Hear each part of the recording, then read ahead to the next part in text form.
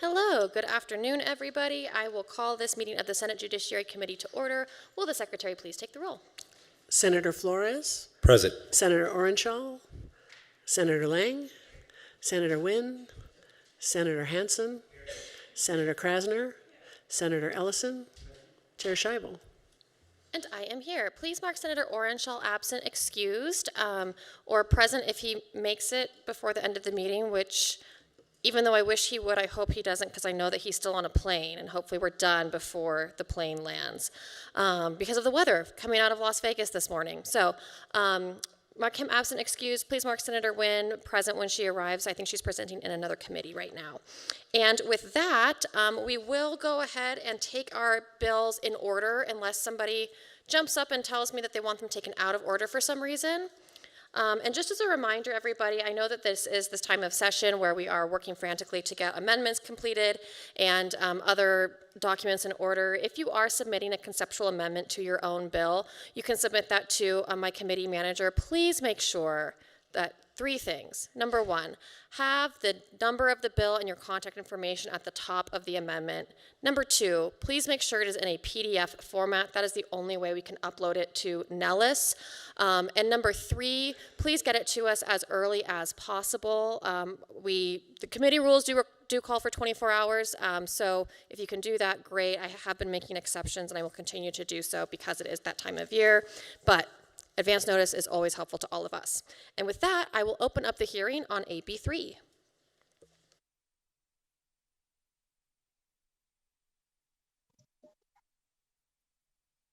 Good afternoon. My name is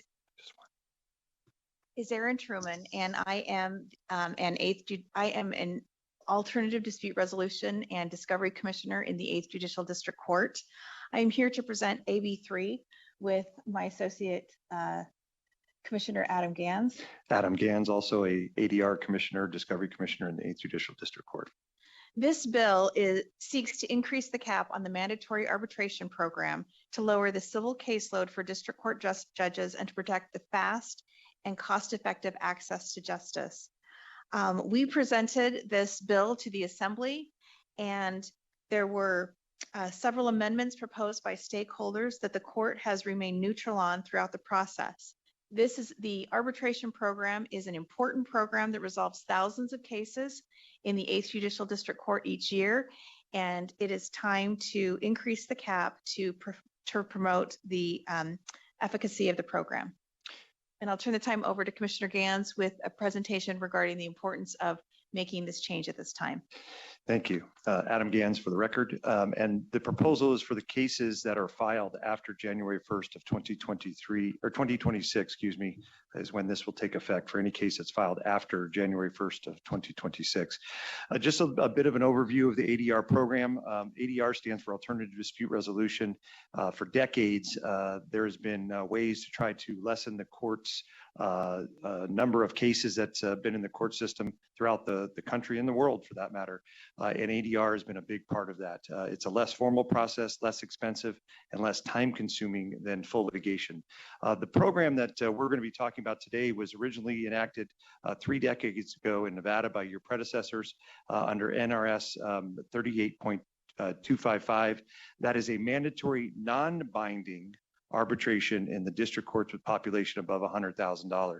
That currently is only the 8th Judicial District Court and the 2nd Judicial District Courts. 100,000 people, excuse me, 100,000 people. I misspoke there. Thank you. So non-binding, this is different than what some other arbitration programs that are out there that are in contracts. Sometimes those are binding arbitrations. This is a non-binding arbitration program, and that means there's a lot more fluidity to it throughout the process.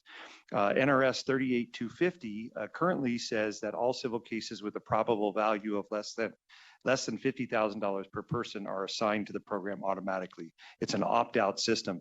And this overview gives you a little bit of a sense of how the case would flow. So a case is filed, it's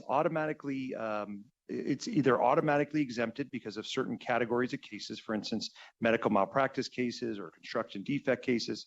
Certain cases are automatically exempted, or a litigant would request for the matter to be exempted because this is it's a opt-out program, and cases are automatically put in the program unless it's automatic exempted or there is a request to get out of it.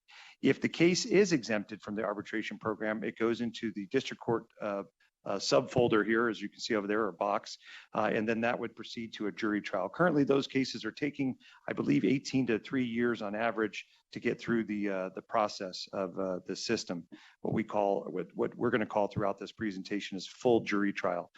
If it goes into the arbitration program, however, it resolves, and we'll talk about the number of cases that do get resolved, or there is a request for a trial de novo. And trial de novo will be discussed in a little bit, but it basically means they could ask for a jury trial at that point. Currently, the program will automatically go into a short trial program if somebody files a request for trial de novo. And the short trial program can also be opted out as well. There is mechanisms for that. So the arbitration program currently, again, it's an attorney or a certified arbitrator hears the case with either the ADR commissioner in the 8th or what they call an ADR judge in the 2nd, supervising the program. And currently that would be Commissioner Truman and myself in the 8th. Hearings are held at the attorney's office, not in a courtroom, so they're not taking up court space. They're usually completed within 6 months. They must be completed within a year, and then most arbitrations usually take place and can get done in about a half a day within a couple hours. That's because the rules are relaxed, of evidence are relaxed, attorney fees are limited, and the arbitrators are required to serve as an arbitrator at a significantly reduced rate from their normal everyday rate. Just a basic overview of the short trial program and how do you get in the short trial program. Again, if either party doesn't like the result of the arbitration, they can ask for a trial de novo. That means that you're automatically placed into the short trial program. The arbitration award is no longer going to be a judgment against somebody, either for the plaintiff or the defendant, and it would be placed into a short trial program where the trial would start anew. That's what they mean by trial de novo. Short trial must be completed in 1 day. The short trial is held in the courthouse with no court staff, though. So we don't have a bailiff. We don't have other court members there. We don't even have recording of those unless the parties choose to have that recorded and paid for on their own. Evidence rules are relaxed, making it a lot cheaper for the litigants, and it only requires the 4 to 6 jurors. I would say that I'm not aware of most cases. I don't know of any other case other than a short trial program that's being dealt with in 1 day. Many take at least a week, if not sometimes months at a time. So the short trial program certainly is helpful in shortening that process up. The history of the program and the legislation. 2025 marks the 33rd anniversary of the court program and the 23rd anniversary of the short trial program. Periodically, you have increased the monetary limits for cases subject to the program into the automatic mandatory program. It increased from $25,000 to $40,000 in 1995, and again in 2005 to $50,000. In the past 20 years, since 2005, the limit has not been increased and has not changed at all. AB3 proposes to increase to $100,000 from the current maximum of $50,000. And the reason that we want to do this is because the program is extremely successful. It's helped decrease the caseload burden on the Nevada courts, and I'll show some statistics in just a moment. And the program has simultaneously helped litigants receive faster dispute resolution, keeping litigation costs and fees down, and it caps the damages amount for appropriate cases, not all cases, but appropriate cases. So let me talk about the trends for just a moment. Obviously, we all know that inflation has gone up significantly since 2005. It's about 60% for the general expenses, but for medical expenses, it's gone up 92.3%. So the purchasing power in today's dollars, $1.61 would have been about $1 back in 2005. And that means that $50,000 in 2005 would equal about $80,000 at the just the inflation rate. But if you take it to the medical expenses inflation, it would be at $96,000. And majority of cases are exempted based on the amount of medical expenses that they have. So that's why we're trying to bring this up to today's dollars. Simultaneously, the inflation and healthcare costs have risen faster than prices in the general economy, and the number of cases entering the program has significantly decreased because the cap amount is easily exceeded based upon the amount of medical expenses in today's medical expense dollars. So here are the numbers and here are the trends, and I want to slow down just a little bit to show some of this if I could. The case filings are up. We all have heard about the influx of case filings. This is the number of civil case filings, and these numbers, by the way, are just for the 8th Judicial District Court. This is just for our court down in Clark County. 17,000 cases in 2017 were filed. That's gone up to 24,000 cases in 2024. The cases in the program are down significantly, though. So the number of cases have gone way up. That means that more cases are in the court system, but the number of cases that have gone into the into the arbitration program have significantly decreased. Nearly 55% in 2017. It's now down to 37% in 2024. So it's gone down significantly. Meanwhile, 78% of the cases in 2017 resolved in the program before a trial de novo. That number is now nearly 93% of the cases that are in the program are resolved before a trial de novo. That saves the court a significant amount of resources to have to deal with those other cases. So what we predict is that the percentage of cases will go back up to 50 to 60%, and the resolution of the 93% will continue to endure. And if we get 93% of 50 to 60% of all the civil cases that are filed resolved without even having to go through a short trial or a full trial, that's a significant decrease in the burden on the courts administration and the court system as we see it. So that's why we're asking for an increase in this amount, and we thank you for your consideration. Again, this came from the Assembly with some amendments. I didn't know if Ms. Brazier was going to speak on the actual amendments now currently as it came out of the Assembly. But as far as the court goes, we did not oppose those changes in the Assembly. We felt that we were ethically bound to stay neutral in those positions, but we do support the bill in increasing the amount from 50 to 100. Thank you. Good afternoon, Senators. Allison Brazier, B-R-A-S-I-E-R, on behalf of Nevada Justice Association.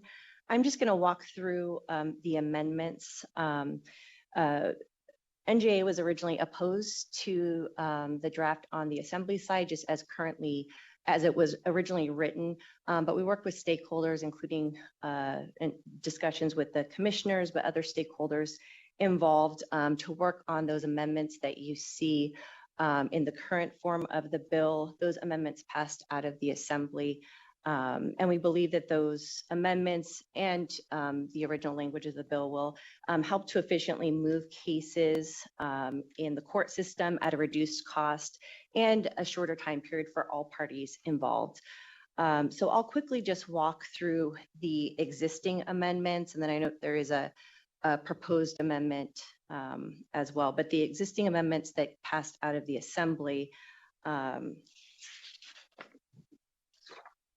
Section 2,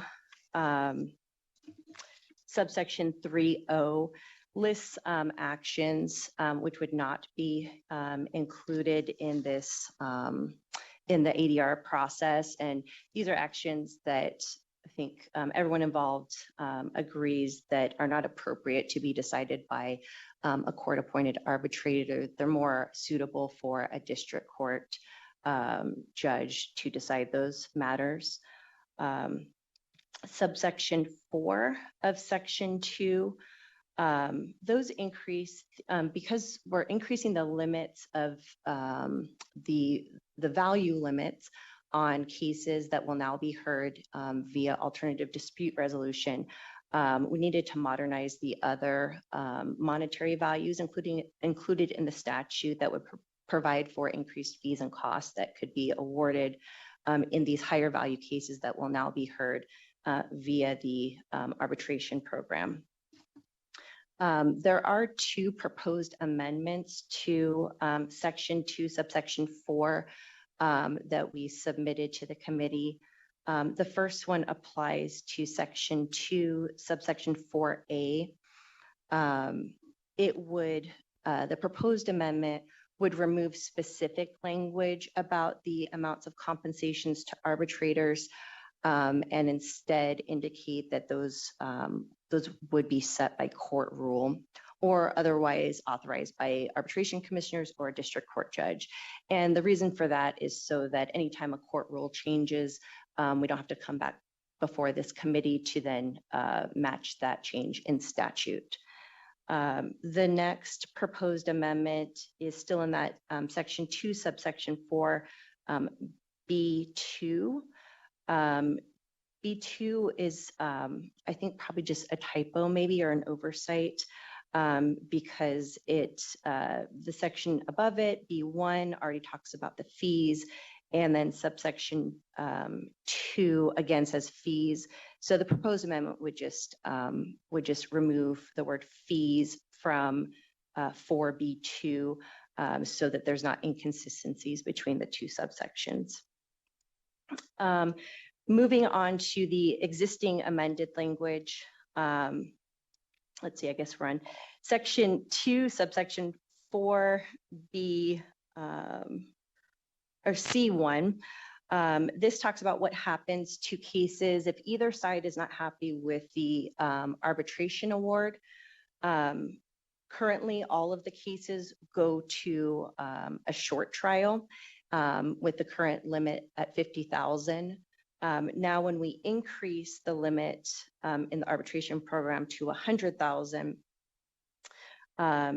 these changes account for that. So if the arbitration award is $50,000 or less, and someone wants to appeal the decision, then that case will proceed to a short trial. That's what currently happens right now with every case that's in the arbitration program. If the award is more than $50,000 and either side wants to appeal the award, then that case would be heard before the district court. And again, currently, as the rules stand, cases over $50,000 are currently being heard by the district court. So this would not be a substantive change into how we're already handling these cases. It just, this amendment just accounts for the fact that we're now increasing the value of the cases that will be in the arbitration program. Moving on to section 3, subsection 3. This just talks about the fees allowable in the short trial program, similar to what we said before in the prior section, because we're increasing the value of the cases that are going before these short trial judges, increases the work. We need to just modernize all the other monetary limits that are in the statute. And again, we believe that this provides some certainty and limitations on the fees awardable, which are not currently or are not available at all in the district at the district court level. So this provides certainty and limitations for all parties involved.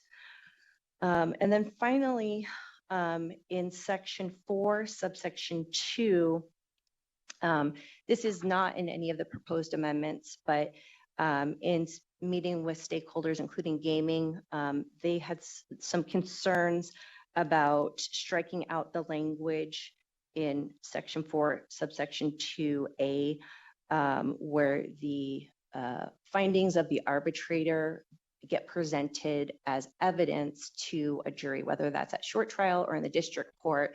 Whatever the arbitrator found or decided is currently presented as evidence to a jury if the case gets appealed. We believed that it would be better for the new either short trial jury or district court jury not to know what the arbitrator decided. But there were concerns from, like I said, gaming and other stakeholders. And so we're not opposed to keeping that language in the bill, in the statute as it's currently written. Those are covered all of the amendments, both that passed in the assembly and then our proposed amendments that have been submitted to this committee. Thank you.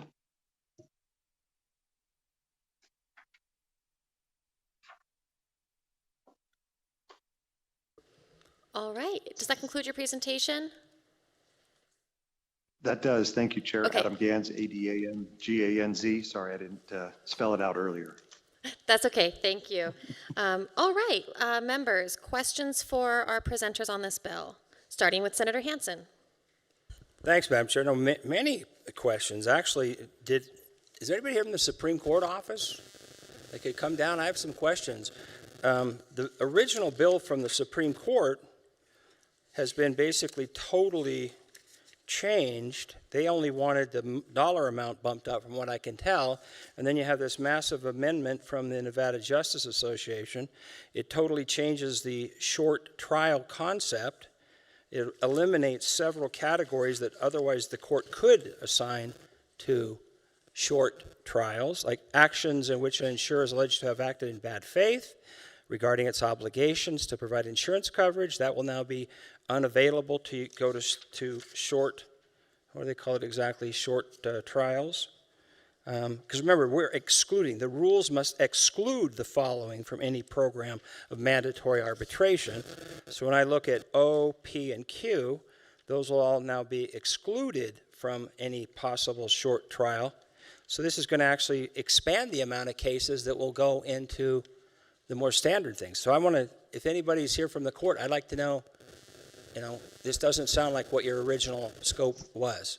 I have no problem with bumping the money up from 50,000 to 100, but now taking all of these categories out of the short trial concept, also adding in basically mandatory attorney's fees up to 15,000. I didn't see anything from the court on that. Could somebody from the court come up and tell me, was that part of your original scope? Aaron Truman, ADR Commissioner from the Judicial District Court. Senator Hansen, I'm here from the court, so is Adam Gans, Commissioner Gans. And the reason we've remained neutral on those positions, but let me explain a little bit about how the process works currently. We've remained neutral on NJA's proposal, but currently what is required under the rules is that when there is a case that involves something, for example, a breach of contract, bad faith, or sexual assault, or any other matter, those requests for exemption must be filed, and they have to set it forth, and then the commissioner makes the determination. So it's not saying that these cases can't go to arbitration, it's saying that they're not required to under the statute, and they won't have to file a request for exemption. But the court rules do provide that any parties who stipulate and want to go to arbitration certainly can. And so we've remained neutral on that proposed change. But it doesn't mean that those cases cannot go to arbitration. It means that they're not required to file a request for exemption from arbitration. And Adam Gans, again, I think your overall question was whether or not, getting some feedback here, I'm sorry, whether or not it sounded like, I think you might have used the word hijacked. We're not taking a position on that. Our original bill was to increase the amount. Obviously, there were some other amendments that were made that we took a neutral position on. It doesn't significantly change the program, we felt. Procedurally and conceptually, as Commissioner Truman just mentioned, a sexual assault case may come in and we're going to get it evaluated by both Commissioner Truman and myself. And those cases most likely are going to get exempted anyway, almost in all circumstances, because it's a basic showing at this level to just determine if everything were to be proven, whether or not it's going to stay in the mandatory arbitration program. So some of those things were not real substantive. With regards to the increase in the attorney fees, there is already an attorney fees cap currently. This just, from what I understand, the way this is going to work, it's going to just not give any discretion to the arbitrators and or the short trial judge, so they can't go above that. So that's the understanding of how that's going to play out. Again, the reason why for those, you're going to have to ask the NJA, but from a court's perspective, that's procedurally how that's going to occur. Okay, I got it. No, the bottom line was the presentation for me sitting here was that you guys were all three presenting the same bill, when in reality, the court's officially, the Supreme Court bill, and I didn't say hijacked, I just said these are amendments that have been added on, and reading it, they don't strike me as being a friendly amendment, frankly. Like I said, you guys came in with a bill to pretty much leave the program in place, expand the dollar amount from 50,000 to 100,000, and then we have this amendment, which is quite extensive from the NJA, which changes a whole bunch of those things. And yeah, it doesn't make it so that you can't use mandatory arbitration, but it does say that the court must exclude the following types of programs. Obviously, I was surprised to see sexual assault or sexual battery in there at all. That certainly wouldn't be something that would normally go to mandatory things. I think that was thrown in there, I don't know why. It just kind of like clouded the issue, frankly, because criminal law is not something that normally is done through binding arbitration. So anyway, this is a lot different than the original bill that was presented to the legislators by the Supreme Court. It appears to me that there is a huge amendment that's been tacked on that definitely is substantially more than the original intent from the court. So when I'm looking at this, I want to know what's the court's bill and what is the amended bill? And I think I've got that. Really, the court's bill is just to change the dollar amounts. Then the NJA amendment is pretty much the rest of the bill that we see. So just want to get that out there and try to get my head around what we're really talking about, because the court bill and the NJA bill are substantially different. Thanks, Madam Chair. Well, again, Adam Gans, if I may address, Chair, may I address just briefly? Of course, go ahead. I didn't want to, I'm sorry if I used that word. I didn't mean to put words in your mouth, of course. There is one minor little change. We also made a change to the effective date. That was the only other thing that the court did change, was the amount, and then the effective date for cases that were filed over January 1st, 2026. But the amendments were not proposed by the court. We don't believe that we have a place to do that. Some of those items can be dealt with in court rules. So those are items that might have to be addressed anyway, even if this were to be approved and passed, in order to get consistent with the current court rules as they now stand. All right, again, Madam Chair, thank you. Yeah, I got that. That's what I did find was Andre Moses did present an amendment to make the effective date January 1st, 2026, and that, and along with the $100,000 or $50,000 increase, that's the court's bill, basically. So, all right, just wanted to get that straight. And yeah, the court's bill I'm fine with. I got some real problems with some of the proposed amendments that, frankly, I don't know why they're on a Supreme Court bill anyway. It is hijacking, in my opinion. If the Nevada Supreme Court didn't have an opportunity to approve these kinds of amendments to their own bill, that's bad faith operating, in my opinion. But anyway, thanks, Madam Chair. Thank you. And I'll just take a point of personal privilege to say I think that we're all in a very difficult position in a case like this. I don't know that other states have the same rules that we have, where the judiciary gets to propose pieces of legislation to the legislative branch. And so what I think I understood was that the Supreme Court suggested AB3, and that was introduced by the committee. And then when it came time to work the bill, when stakeholders came to the table asking for amendments, the Supreme Court then took the position that they were unable to either accept or reject amendments and had to remain neutral on amendments despite being the proponent of the bill. Am I understanding that correctly? Madam Chair, Adam Gans. Yes, that's exactly the case.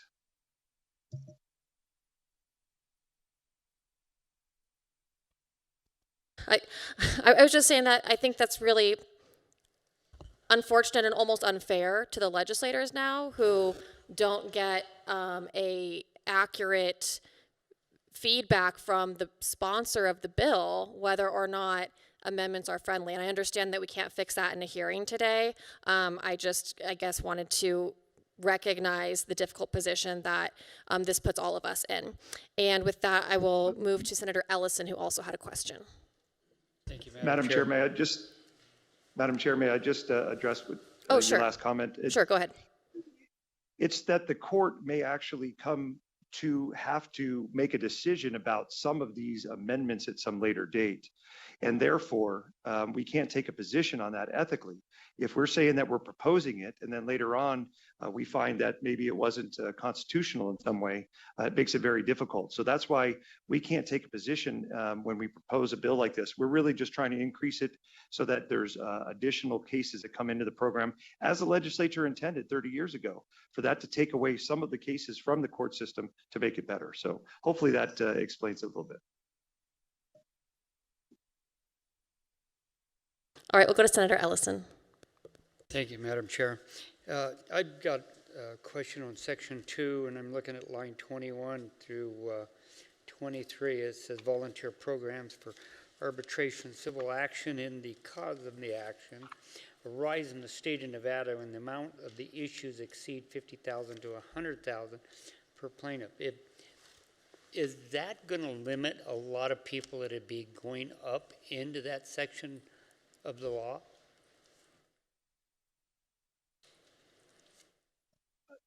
Adam Gans, I'm not quite sure I understand, Senator, what your question is.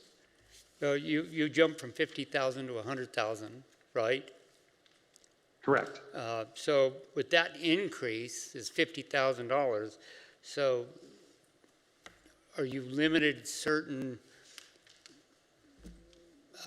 people from even going to the Supreme Court? Oh, no, Adam Gans, now I understand your question. Thank you, sir. So what it is that you are entitled to, it's basically a filtering system to filter out some of the smaller cases so they don't bog down the court system in what we call a full jury trial. Any one of these cases, even after a short trial, can be appealed to the Nevada Supreme Court. Any one of the cases, including a short trial. So if it goes through the arbitration program, someone trial de novos it, they have two options. They can opt out of the short trial program and get into the regular system, just as if this program didn't exist, or it would go into the short trial program. And if it goes to the short trial program and they still don't like the result, they can still appeal it to the Nevada Supreme Court. Follow up, Chairwoman, Aaron Truman, one point I'd like to make, Senator, so that it's clear. Just because a case goes into the mandatory arbitration program, that does never eliminate a party's right to a full jury trial. They can either, if they are not satisfied with the result at arbitration, they can appeal it to, they can appeal that decision. That case will then automatically go to a short trial, or if that party so chooses, if those litigants choose to, they can opt out of the short trial program and go into the regular judicial system. And never is a party's right to appeal it to the Supreme Court limited, and neither is any party's right to receive what we would call a full jury trial, a long jury trial that's not resolved within one day. Everyone still has that right, they just have to opt out. Otherwise, it would procedurally just automatically go into the short trial program if they don't elect out of the program. Yeah, and that makes sense. You know, most of these cases that go to the Supreme Court are either corporate or murder cases, is that correct, that is being challenged to the state or whatever. Could you give us kind of an idea of which ones, what is your most cases that does go to the Supreme Court? Adam Gans, I don't have those numbers in front of us, but I will tell you this program is only dealing with civil cases. This has nothing to do with criminal cases. So even the senator earlier was talking about a sexual assault. This would be the civil version of that, where somebody was suing somebody for money damages or for some kind of act for the money damages. The criminal side of it still deals with it in the criminal side of it. And as far as the numbers go, we can certainly get those to your office. Those are published in our annual reports every year. Well, I thank you. And Aaron Truman, Senator Aaron Truman, I would say that the majority of the issues that come from the short trial program and the ADR program, the arbitration program, are procedural in nature, dealing with the application of court rules or the application of case law in regard to the procedure of the case. Most of the cases that come out of the short trial and the arbitration program are procedural in nature, but again, no criminal cases are handled by the district court arbitration program. thank you, ma'am. Or hi, ma'am. Senator Hansen. Thanks, Mr. Vice Chair. Actually, all the stuff that, I'm not sure if she's the judge or Truman was your last name, I believe. All the stuff that you just told us, isn't that all, that's all existing law, existing practice. The Nevada Supreme Court bill is simply doing two things, basically bumping the dollar amount from 50,000 to 100 and changing the effective date. Everything else that you mentioned that are available to people using these types of civil arbitration practices, that's all existing law, correct? Yes, Aaron Truman, Commissioner, ADR Commissioner in the 8th Judicial District Court. Yes, that is correct. Perfect. Okay. No, that's what it sounded like. The additions to the bill that is not from the Supreme Court would cover some of the things you mentioned. What you were saying, though, is those things are already in existing statute. The actual bill that was presented to the Nevada Legislature by the Nevada Supreme Court was to simply bump the dollar amounts up, and then the only amendment they have brought involved changing the effective date. Everything else is not directly from the Nevada Supreme Court. And that's why I think you understand why the chair of the committee was so a little bit flabbergasted, frankly, because normally when a Supreme Court bill comes before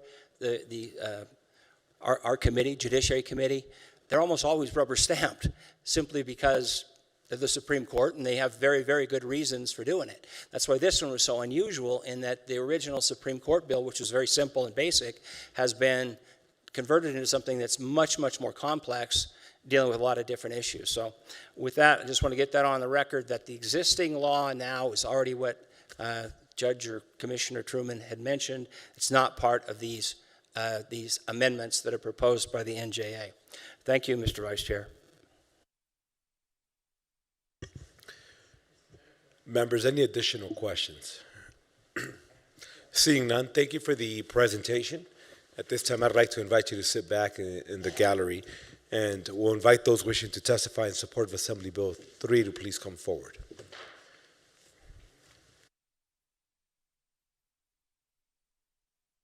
Do we have anybody in Carson City or Las Vegas? Seeing none, we'll go to the phone lines. Do we have anybody wishing to join us over the phone in support of Assembly Bill 3?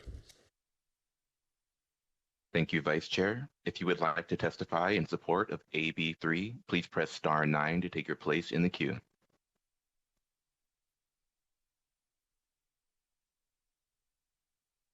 There are no callers wishing to provide support testimony at this time.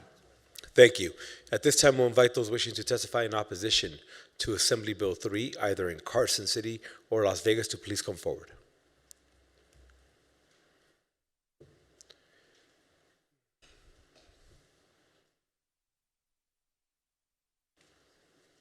Good afternoon, welcome.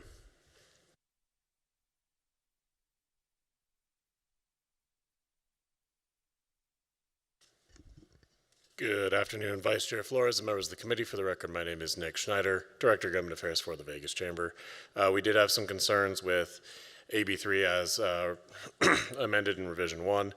To our understanding, there is a proposed amendment to revert the language in Section 4 back to existing law, and with that, we would be happy to move to neutral. Thank you so much.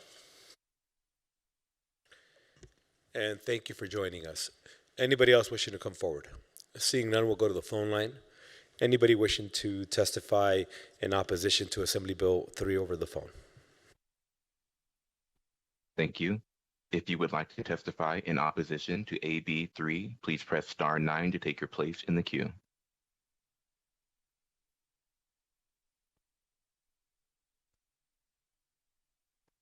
There are no callers wishing to testify in opposition at this time. And excuse me. And lastly, we'll go to those wishing to testify in the neutral position for Assembly Bill 3, Carson City or Las Vegas. Good afternoon, welcome.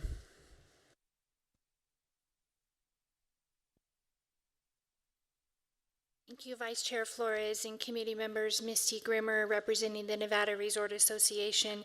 Similar to my colleague from the chamber, we had significant concerns with the bill in its reprinted version with the amendments, but with reverting Section 4 back to its to current law, we are now neutral on the bill.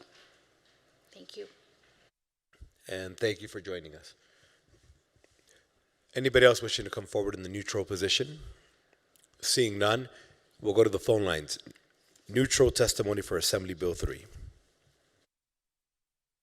Thank you. If you would like to testify in the neutral position for AB 3, please press star 9 to take your place in the queue.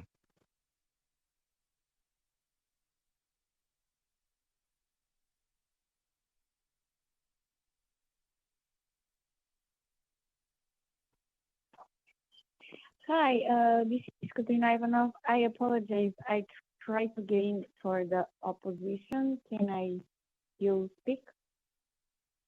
Understood. We'll record it as opposition testimony. If you could do me a favor and spell your name for the record, please. Yes. IVAN Frank Ivanov. Do you want me to first one? Please proceed. Okay, I'm in opposition of the bill after listening to the questions the representatives had, and the answers were not very to me. Also, many of the people, including the Supreme Court, they're all of a sudden neutral. They can, I don't know the rules, but if they like it, they should be in support. So I want to, the way it is written right now, I'm opposed to this bill. Thank you. And thank you. Before you get off the phone line, I did want to share with you that it was cutting off a little bit. I know it's very windy, so it may be that the signal is poor.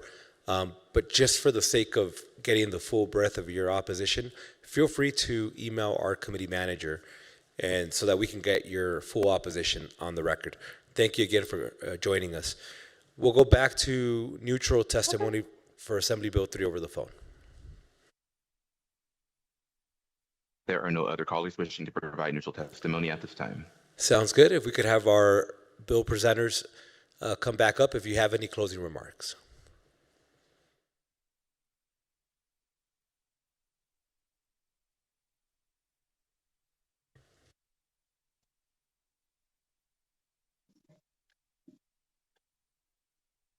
Adam Gans, just want to thank you for taking the opportunity. We believe this is important because we believe that the numbers suggest that the arbitration program that helps deal with nearly 93% of the civil cases that are resolved in the arbitration program. If this amount doesn't get increased, it's likely that this program will continue to dwindle.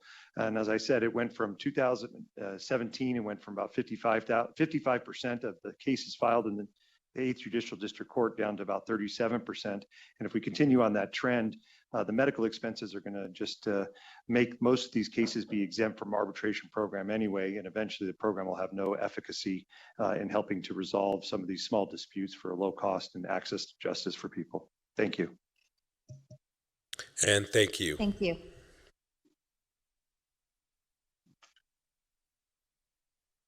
And sorry about that, ma'am. I'm not sure if I accidentally cut you off.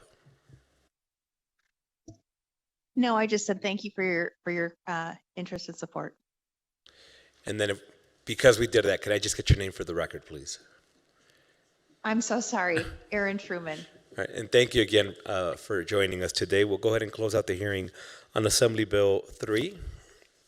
And we'll continue down the line on the agenda as it appears, and we'll open up the hearing on Assembly Bill 65.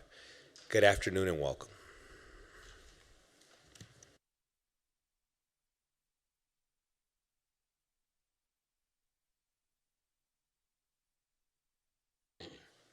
Good afternoon, Vice Chair Flores, members of the committee. I'm John McCormick, John, last name MCCORMICK, Assistant Court Administrator at the Administrative Office of the Courts, here today to present AB 65. AB 65, excuse me, is a continuation of the guardianship reform efforts that began in earnest in 2015. And this bill was worked on fairly thoroughly by the members of the Guardianship Commission as well as other stakeholders to get to where we are with this first reprint version. Section 1 of the bill clarifies that guardianship investigators' responsibilities include investigating the ability of a proposed guardian to meet the needs of the proposed protected person, as well as obtain vital records and locate relatives of the proposed protected person, proposed guardian. In Section 1, this bill provides that a governmental entity cannot charge guardianship investigators for vital records. That's an issue we currently experience, is having to pay to get those records as part of the investigation. Section 2 of the bill authorizes alternative methods of service at the discretion of the court upon good cause shown, and the alternative service must be done pursuant to the Nevada Rules of Civil Procedure. It also allows the court to waive service by publication for good cause shown in certain circumstances, and notice by publication is generally sort of that last notice step. Section 3 removes compliance from the name of the guardianship office at the Nevada Supreme Court AOC to more accurately reflect the role and duties of that office. Those duties are to assist courts with their responsibilities in guardianship matters, including oversight, as well as making determinations on the appropriateness of the appointment of a guardian. We've experienced at the AOC with compliance currently being in the name of the office. We've had some folks believing that the office has the authority to oversee guardianship judges and to critique their decisions, which is clearly not the case, so we want to get that cleaned up in statute. This section, Section 3, also removes the statutory cap on the number of staff that office may employ, and rather changes that cap language to the standard within the limits of a legislative appropriation language that we see throughout NRS regarding some of those employment decisions. And it also provides that the guardianship investigators from the AOC may not be charged for vital records as well. Section 4 of the bill puts the federally required special immigrant juvenile guardianship language into Chapter 159A, which, as you all know, is the minor guardianship chapter that was split out from Chapter 159 in 2017, I think. Section 5 also makes additional amendments to Chapter 159A to conform it with the necessary special immigrant juvenile guardianship language. Section 5.5 updates language regarding the county level minor guardianship investigators to match the language in Section 1 about the ability of the investigators, or the ability of the investigators to investigate the ability of a proposed guardian rather than suitability, which is generally a judicial determination. And it also provides that the minor guardianship investigators appointed to the district court level cannot be charged for vital records, again there. Section 7 provides the same discretion that I mentioned earlier as far as authorizing alternative methods of service for minor guardianship cases under 159A. And it also adds language in Section 7 regarding the termination of a guardianship for a special immigrant juvenile. Section 8 is technical correction language, for lack of a better term, regarding termination of minor guardianships. And Sections 9 and 10 are what I would characterize as drafting instructions and technical language due to the name change of the AOC's current guardianship compliance office to, as proposed in this bill, the just guardianship office. And then Section 11 is the old effective date. And that's an overview of the contents of AB 65, and I'm happy to answer questions. Thank you for walking us through the bill section by section. I'm sure that was very helpful for the members. Members, any questions? Senator Hansen, please. Thanks, Mr. Vice Chair. Section 5, you have 18 for a minor, 19 for a minor, but then you have this weird section, 21 years of age if the person is seeking status as a special immigrant juvenile with the United States Citizenship and Immigration Services of the Department of Homeland Security. is that federal law, you said, or is that, I mean, why do we have normally a minor is, under the age of 18. Why this carve out up to 21 years of age? Thank you, John McCormick, for the record. It is my understanding, Senator, that is a requirement under the federal rules, and so we're trying to make sure that NRS Chapter 159, A, complies with the existing federal law. Okay, well, I hope that's the reason, because otherwise I got some real hang-ups with calling somebody a minor when they're almost 21 years of age. Well, that also explains my next question, which is in Section 4, when it says a proposed protected minor seeking status, who are you protecting them from? I mean, what does that mean? If I'm 20 years old and I'm a protected special classification minor, who is the Nevada Supreme Court Guardian Program protecting this minor from? Thank you, Senator John McCormick, for the record. In that case, the minor could be not have parents available to them to provide that function, so a guardian would need to be appointed. Generally, that's sort of why, but again, not knowing that it would be sort of a case-by-case specific to the specific juvenile. Okay, but it does say seeking status as a special immigrant juvenile with United States citizenship and immigration services. So you guys are basically going to take over a federal function through a guardianship practice? John McCormick, for the record. Again, Senator, and perhaps I don't understand special immigrant juvenile status as well as I should here, but again, I believe it's if the juvenile has been a victim of some various offenses, and again, not recalling the specifics of the program, they're eligible to seek citizenship as a special immigrant juvenile based on some condition. If they're a minor, then there's needs to be a guardianship, so there is some person in charge with the responsibility for the health and welfare of that individual. And so it's not assuming it's a federal function, it is complying our guardianship statutes to an existing federal program to make sure that Nevada law is appropriately acknowledging the federal requirements. I got it. If you could get back to me on that, I'd appreciate it. Dig a little deeper. It's a very unusual carve-out I've ever seen in any guardianship issue. Number one, where we jump the age up to 21 and then have the guardian program essentially helping them, I don't know, get legal immigration's help, I guess. But anyway, Hanson, I think I can help clarify a little bit with that. Thank you. Because guardianship is handled differently on a state-by-state basis, but special immigrant juvenile status is something you request at the federal level, it's always been the role of the federal government punting it down to each individual state to have their set of rules, whatever they may be, to establish guardianship, because there's a special finding that you need in order to be eligible for special immigrant juvenile status. So the federal government says, you have to do X, Y, Z, and one of those things that has to be done is establishing that guardianship. But because guardianship is dictated by state law, we don't have like a guardianship federal law. They punt it back to the state, so the state of Nevada has to create a rule to comply with that requirement.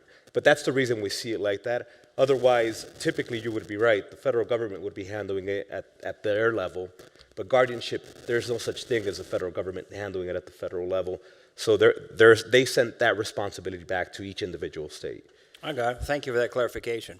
It's still kind of unusual. I mean, when you're doing your research for me, find out, are there any other guardianship cases where you extend it to 19, 20, and 21-year-olds when you're doing that research? Very good. Thanks, Mr. Vice Chair. Members, any additional questions? Senator Ellison. Oh. No, I think when I... Understood. Thank you. Seeing no other questions, thank you very much for the presentation and walking us through those sections. With that, I'd like to invite those wishing to testify in support of Assembly Bill 65 to please come forward, either in Carson City or Las Vegas.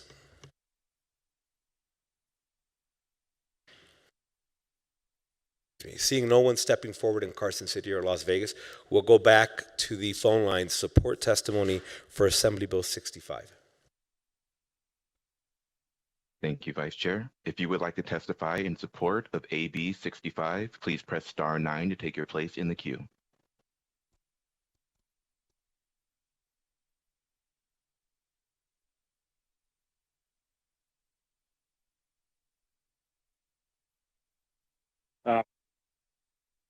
Vice Chair, members of the committee, this is Jonathan Norman with the Nevada Coalition of Legal Service Providers. I'd like to thank Mr. McCormick and the Guardianship Commission for all their work on this bill. Legal service providers, including Legal Aid Center, are in strong support. Thank you so much. And thank you for joining us. Next caller in support, please. Thank you. There are no other callers wishing to offer support testimony at this time. Thank you. At this time, I'd like to invite those wishing to testify in opposition to Assembly Bill 65, Carson City or Las Vegas. Please come forward. Seeing none, we'll go back to the phone lines. Opposition to Assembly Bill 65, please. Thank you.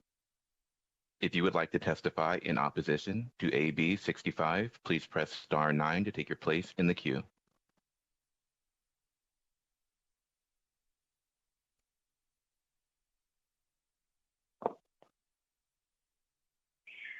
Hi, Katrin Ivanov, IVANO Frank. I will try to speak slowly. Maybe you understand me better this time. I'm in opposition of this bill simply because I do not understand how can you call 21 years old a minor. I don't think that should be in the law, and if it is in the federal law, it doesn't have to be in Nevada law, because God is my witness. You passed many laws that are in opposition of federal laws, including the fact that right now we have two genders, and you still passing transgender law. In any event, what I wanted to say is that we shouldn't start this slippery slope calling 21 years old minors, because then when they commit crimes or anything else, little by little, they're going to start saying that they committed it as minors. And it's really interesting to me, the same body that thinks that 3 years old are adults enough to chop their body parts, they're not minors, but 21-year-old is a minor. That bill is very confusing to me. I would really like that 21-year-old minor reference to be deleted from this bill. Please don't support it as written. Thank you, and have a lovely day. And thank you for joining us. Next caller in opposition, please. Thank you. There are no other callers to provide opposition testimony at this time. Thank you. At this time, we'll go to those wishing to testify in the neutral position to Assembly Bill 65, Carson City or Las Vegas. Seeing none, we'll go back to the phone lines. Neutral testimony for Assembly Bill 65. Thank you. If you would like to testify in the neutral position for AB 65, please press star 9 to take your place in the queue.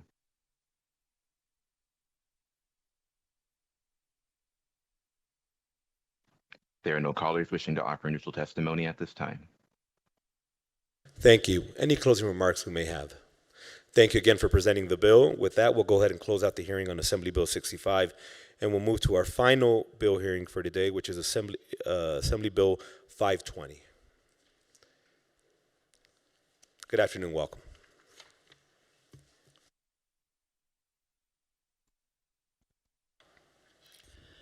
Thank you. Good afternoon, Vice Chair and members of the committee. My name is Betsy Crumrine, Betsey Crumrine. I'm the Deputy Administrator for the Division of Child and Family Services. I'm here today to assist in providing a little background and the intent behind the proposed provisions to AB 520. This measure is sponsored by the Joint Interim Committee on Health and Human Services, and we want to extend our appreciation to the committee. In Nevada, a child placing agency, otherwise referred to as a private adoption agency, operates and functions outside of the child welfare system. They're a nonprofit corporation licensed by the division to place children for adoption that do not include the child welfare agency or our involvement outside of NRS 432B proceedings, which relate to the child welfare system. There are a total of 5 child placing agencies or private adoption agencies within the state of Nevada. And although they are separate organizations, collaboration and screening of employees is conducted to ensure proper safeguards are in place for the children in the process of solidifying a forever home. The original intent of AB 520 was to grant the division authority to conduct background checks on the director of the child placing agency, just as is performed on all of its employees. We brought forth this recommendation to the Interim Committee on Health and Human Services to include the director of these agencies to also undergo the same criminal background check screenings. Criminal background checks must comply with federal rules administered by the Department of Public Safety. Although we accepted amendments in the first House, there are still revisions that we've been asked to make, so a second conceptual amendment has been proposed and provided today.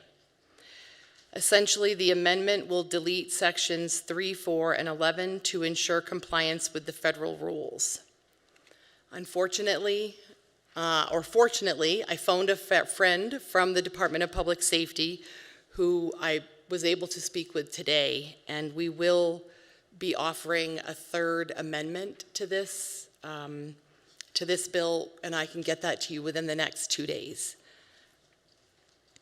Section 6 allows the state register for adoptions to release information related to an adoption if the natural parent consents, but this bill adds a new provision to allow the division to release information if the division determines extenuating circumstances exist to justify the release of information.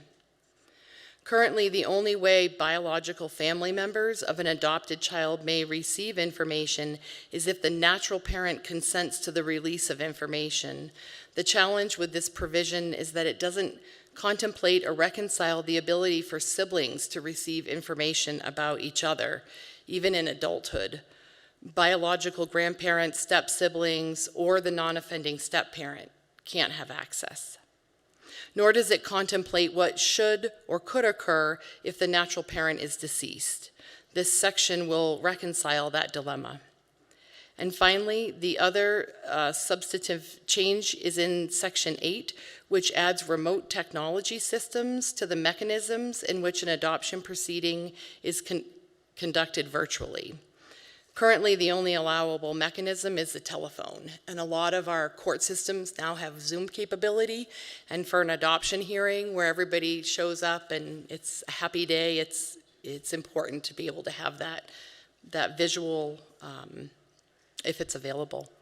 We appreciate your time and indulgence with the proposed amendments to AB 520 and the proposed enhancements to increase opportunities for better engagement of all parties in the adoption proceedings and the release of information when appropriate for children and families adopted in Nevada. We look forward to continuing our collaboration with the sponsor of this piece of legislation, and thank you for your time. I can answer any questions if you have them. And thank you for walking us through the amendments and the future conceptual amendment that's coming forward. Members, any questions? I think they're going to let you off the hook. Okay, thank you. Thank you for the presentation. At this time, I'd like to invite anybody wishing to testify in support of Assembly Bill 520, if you could please come forward, Carson City or Las Vegas. Seeing no one coming forward, we'll go to the phone lines. Testimony and support for Assembly Bill 520.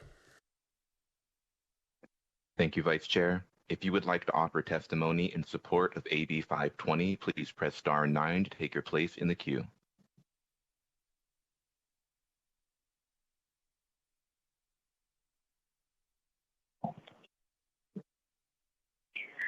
Hi, Katrin Ivanov. For the record, IVANOFF.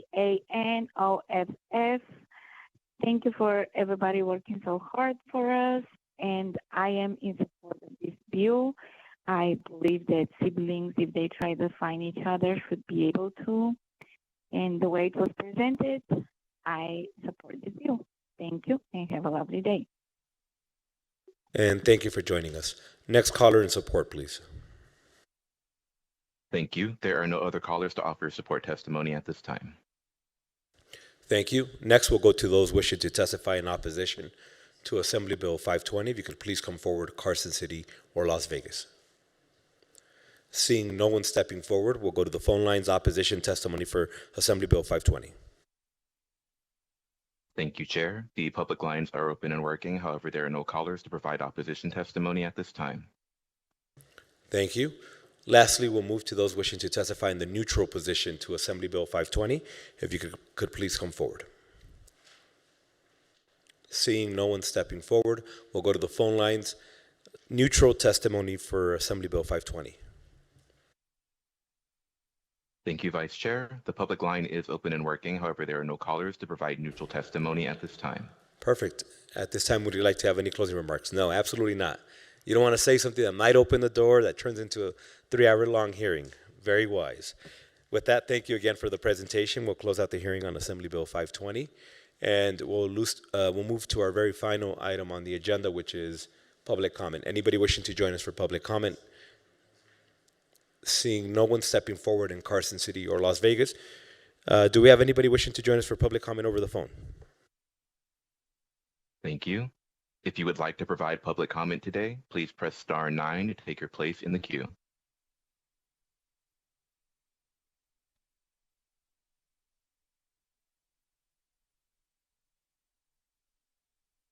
Catherine Ivanov, for the record, IVANO Frank.